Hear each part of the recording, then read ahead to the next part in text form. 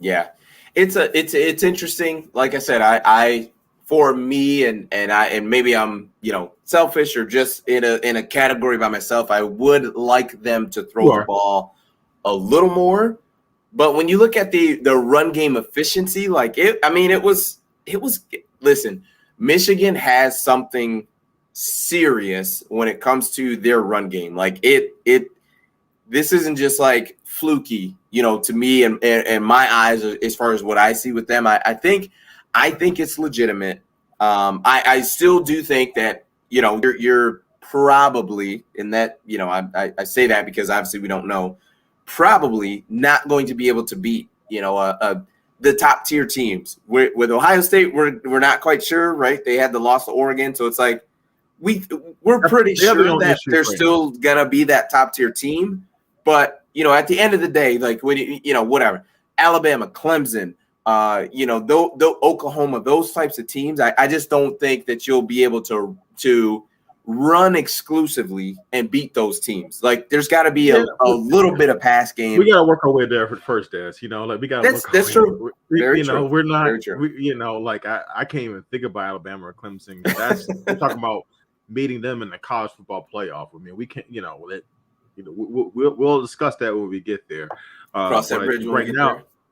There. Yeah. That's right fair. now the main question is, can this running attack be effective week to week throughout this Big Ten season? Can it get us to the Big Ten title game? Can it help us win a Big Ten title?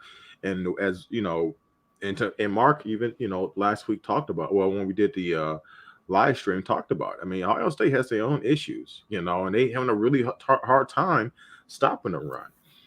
So I mean if that's one of the issues that because sometimes you have an issue early in the season and you just can never get it figured out. That happens sometimes. So I mean, if that is an ongoing issue when Michigan plays them, that will be tough to stop, especially if Michigan can continue to establish this as their identity and something that they bring consistently week to week. And one thing we haven't, the two of us haven't really talked about enough in this rushing attack is the effectiveness and the dominance of the offensive line. I mean, they've been fantastic. And it's a beautiful thing to watch from a football perspective when an offensive line is just totally blowing guys off the line of scrimmage. They're digging their heels in and they're having great technique and not see any holding calls. You're seeing this pure guys knowing their assignments and just firing off and just destroying guys. From the center out and to the tight ends, receivers. Doing their jobs as well. It's just a beautiful thing to watch, and it's the more you do it, the better it gets week to week. I like to think of, run blocking.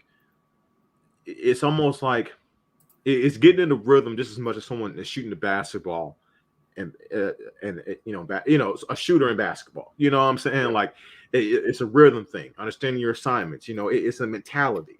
Right. And the more you're able to do it and be effective and successful with it, the better you get, and that is something that's been surprisingly just, impressive. So, and yes, let's toast, I maybe I'll bump up my 20% up to 35%.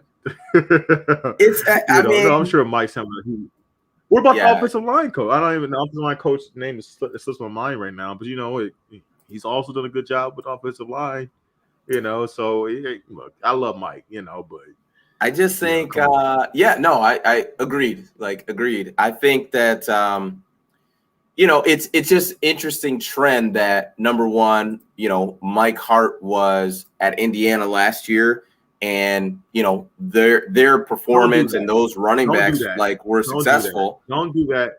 Don't do. Are you trying to position Mike Hart as the reason for Indiana's? Whoa! His departure being the reason Indiana is struggling this year. Time out. That's not what I said. Okay. If you would let me finish, you interrupted me like Kanye West and Taylor Swift. Okay. What I'm saying is, I'm gonna let you finish. Those. The running backs at Indiana last year were successful and played well. And what I'm saying is the running backs for Michigan this year are playing well and are successful. That's what I'm saying. I'm stating the obvious. Okay. So you're That's trying to what say I'm Mike Hart. stating. So that's the Mike Hart effect. Is that what you're essentially saying? Is perception not reality? Is perception not reality? I just want you to say it. It's the Mike Hart effect. I just want to put a name to it. But I'm just saying. Just do it. Perception is reality. Are you not going to just say it? It's the Mike Hart effect. Yes or no? Yes. I will give him credit for it. Yes, I will give him credit. Say it like that. It's the what? I mean, you coined it the Mike Hart effect, but I will give him credit for the running backs play. Who else can you give credit to? He is the running backs coach. Who are you going to give? You like to put me on a hot seat, so you're on a hot seat. How much credit? Go. I'm going to give him. I'm going to say at least 50%. I'm going to give him half the credit because half of it is his running backs. The other half is the O-line. I see what you're doing here. You're trying to predicate to our audience here, so they don't come at you with the Wolverine paws. Listen, here's what I will say is I understand now. Granted, I want to be very clear. I played the lowest level of college football that you could. It was Division III, so I get it, right? I'm not Michigan. I'm not a elite athlete. I'm none of those things. And I never will be. Mm-hmm. I'm actually on the downturn. I'm actually getting worse as an athlete and losing athleticism. But what I will say is having a position coach who can teach you, because essentially it's the small details, right? It's the small details that a position coach is going to teach you. Like, I don't think Aaron Rodgers, quarterback's coach, is making him who he is today. I think there are small tweaks and small things that a quarterback's coach can teach Aaron Rodgers, and maybe not even so now, but like, you know what I mean? When he was, his first or second year starting in the league, I think there are things that he could, potentially teach Aaron Rodgers that, it's going to be small tweaks that he can look out for that would make him better. And I think that's probably what's happening with, Mike Hart and the running backs. I mean, I think we saw Blake Corum splash against Minnesota last year, and then basically we didn't see him again, you know what I mean? Like the entire season. Like, so to go from that to, we're potentially talking about Blake Corum for Heisman, like, and he's leading the country in yards per game, like that's a big change. And maybe it is just our O-line's better, but I'm willing to give Mike Hart more credit than that, than just to be like, well, our O-line's better, so that's why he's having success.